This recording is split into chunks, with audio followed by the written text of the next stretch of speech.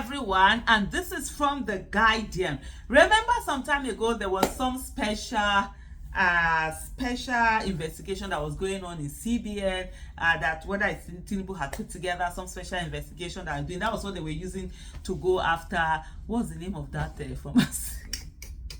Me and always forgetting names. The name of I'm seeing his face, so but his name just waka comot from my head. The one that they are prosecuting now, the former CBN governor. So now we have The Guardian saying how TINUBU hurriedly terminated CBN special investigation. It says, President, definitely not my president, Bola Tinubu may have capitulated to political intrigues in the presidency as well as other vested interests and called off his earlier resolve to sanitize leading government-owned enterprises, which led to the inauguration of Jim Obaze panel, The Guardian learned at the weekend. The abrupt closure of what was meant to be an extended and far-reaching fact-finding mission of the special investigator and his team, the investigation suggested, was the nail in the coffin. The letter conveying the appointment of Jim Obaze was personally signed by the president, definitely not by president, showing the weight of the assignment. Obaze, who was merely the public face of a carefully selected team of forensic auditors charged with the responsibility of cleaning up the Central Bank of Nigeria and related entities, was to report to the president directly. Does Nigeria even have a president? The Guardian reported that the team, independently drawn by Obaze from the sixth geopolitical zone, had direct and uncensored access to TINUBU at the start of the assignment. But the privilege was contained as politicians began to get in the way of the team. The Guardian also reported that top business executives and politicians being indicted by the activities of the investigators were throwing spanners into the investigation, with outright blackmail becoming a major weapon. Who are they blackmailing? Because your hands cannot be dirty and then you say you want to clean. For you to clean, they say if you want to come to equity, you must come with clean hands.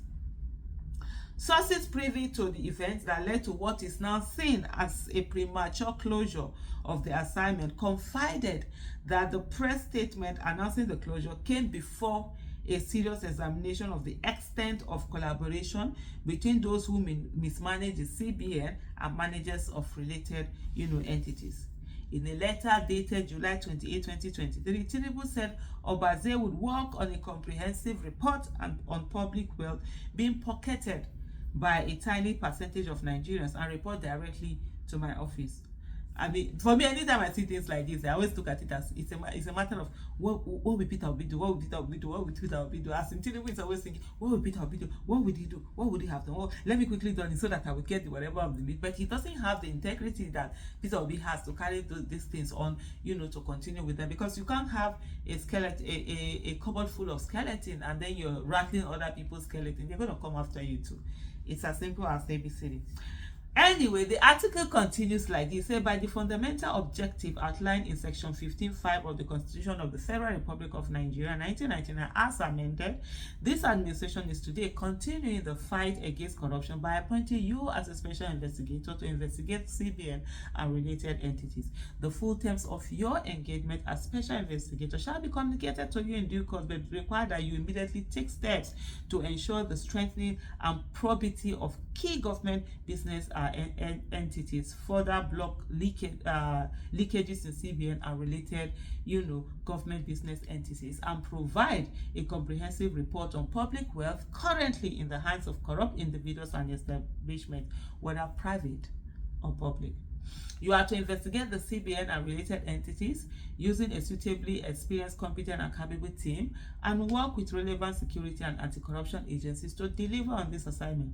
I shall expect a weekly briefing on the progress being made. The appointment letter read.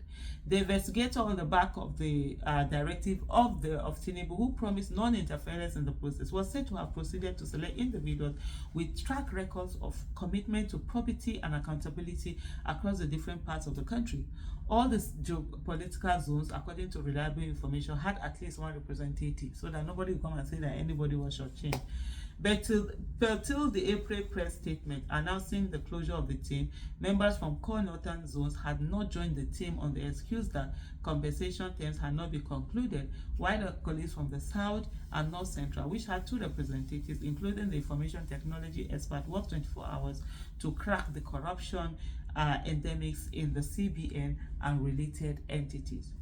Some of the absentee members were said to have demanded accommodation, vehicles, and sundry work tools as conditions without which they would not spare their time for the national assignment. The condition of service, according to findings, were never communicated with the team, but there was an unwritten understanding between him and the presidency that they would be paid from the recoveries. But details as to specific figures and other things were not communicated. Over 3 months after termination of the activities, the Guardian learned that nothing had been mentioned about the allowances or compensation, with some members who cannot, the president, I don't understand that, by keeping their fingers crossed. I don't understand what that part was saying. A closure press statement signed by presidential spokesman Ajuri Ngelale read, after the conclusion of the assignment and the submission of a final comprehensive report, and with the winding up of all apparatuses used during the scope of the task, which terminated on March 31st, 2024, the investigation is formally closed, with all appropriate law enforcement and regulatory agencies already conducting follow-up action. However, those knowledgeable about the works of the community say the statement showed the level of deviation from the original plan, while the same regulatory agencies, the president did not have, illegitimate president by the way, did not have any confidence in when the panel would set up, would honestly conduct follow-up action. The article just reads somehow, some of the tenses, they are just giving me one kind by, and something is not, I'm thinking, do I have time to be reading? Okay, we're almost there. Interesting, right? Contrary to the content of the statement, the Guardian also learned that the committee had not submitted a final report. Indeed, the media have been awash with different revelations said to have been gleaned from the final report, with the majority focus on the stewardship of former CBN government. Godwin Emefiele, that's the name I'd forgotten earlier. God Emefiele, how could I have forgotten Emefiele? Messi. Anyway, let me go back. At the weekend, an insider source wondered how the final report of a panel of that status would have been submitted without public knowledge. Another source said that what has been feasted on by the media were progress reports from the panel or distorted facts being bandied by individuals with agenda different from the objective of special investigator. The CBN reportedly sacked some directors of the Apex Bank in line with the recommendations of the committee. However, multiple sources describe such actions as misjudgment, saying a fact-finding report could not have been taken as a statement of finality and acted on as a judicial pronouncement. Prosecution is more important than whatever findings come from the panel. If the report of the investigators were used for sack, that is certainly out of procedure. The report, even if it were final, should provide the basis for prosecution. At best, it's not an indictment that should be it's not an indictment that should be tested at the court, source argued. In scope, but anyway, that's the gist of it. It's long. I think I'm just going to stop here. But anyway, the long and short of it is that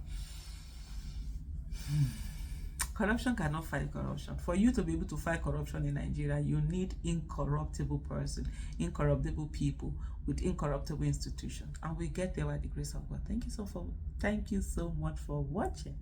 Bye.